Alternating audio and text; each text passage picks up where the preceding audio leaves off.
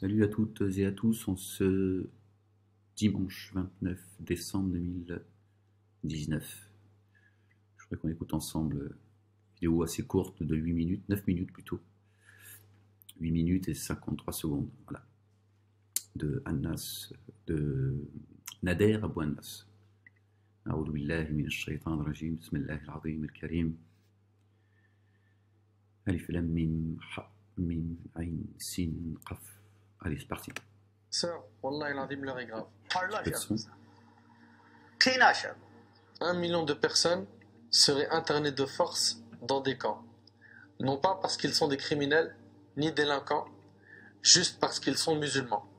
11 millions d'individus qui vivent sous haute surveillance. Les Ouïghours, ce sont des Chinois, musulmans, turcophones.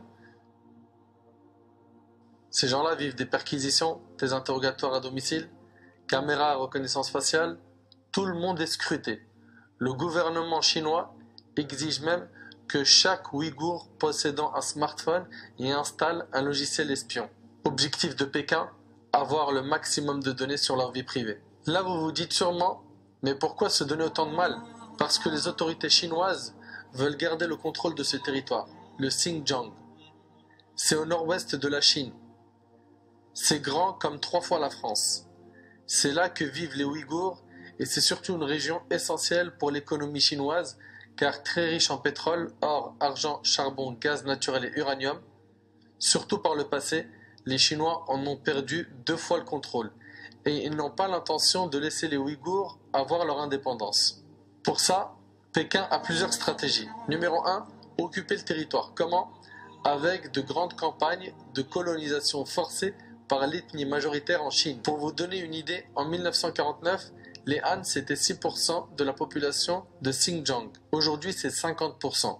Numéro 2, détruire l'identité musulmane et la culture ouïghour. Parler ouïghour est interdit dans les écoles. Étudier le Coran, jeûner pendant le Ramadan, porter la barbe longue ou donner un prénom musulman à son nom. Un prénom musulman, vous avez entendu?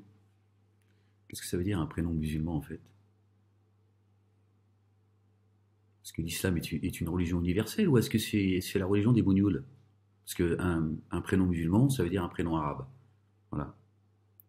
Voilà leur science. Aussi, c'est la prison, ou plutôt le camp. Après, ils se plaignent ils se plaignent d'être des éternels étrangers partout où ils sont en fait, avec leur islam identitaire. Voilà ce que ça donne.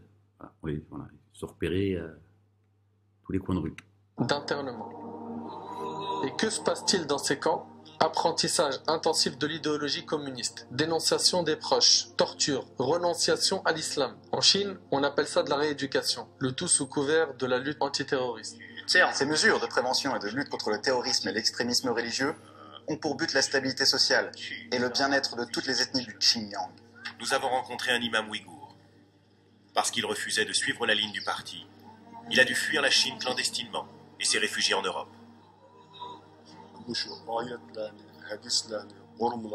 Les autorités chinoises ont transformé les sourates du Coran pour qu'elles soient compatibles avec les principes communistes. C'est bien le discours qu'on entend en France et ailleurs. Restons sur la France. C'est bien le discours qu'on entend du judaïsme politique, d'accord, qui pousse par le grand rabbin de France, par le président du CRIF, je sais, le califat, et ceux qui les ont précédés. On a fait des manifestes concernant le livre de rappel, en demandant de revoir la traduction du verbe. Enlever tout ce qui dérange, toujours les mêmes. C'est le même discours. On est bien dans une guerre de religion. Il y a bien des gens qui sont en train de combattre le livre. D'accord? C'est pas du fantasme, c'est devant vos yeux. À leurs yeux, notre religion doit légitimer leur politique. Voilà. Pour y parvenir, les autorités chinoises n'ont pas hésité à modifier la traduction du livre saint. À modifier, d'accord, le livre de rappel, le Coran al-Hakim. Seule l'édition du Coran validée par Pékin est autorisée en Chine. Voilà. Donc il y a un Coran qui est distribué, revu, réécrit par les autorités chinoises.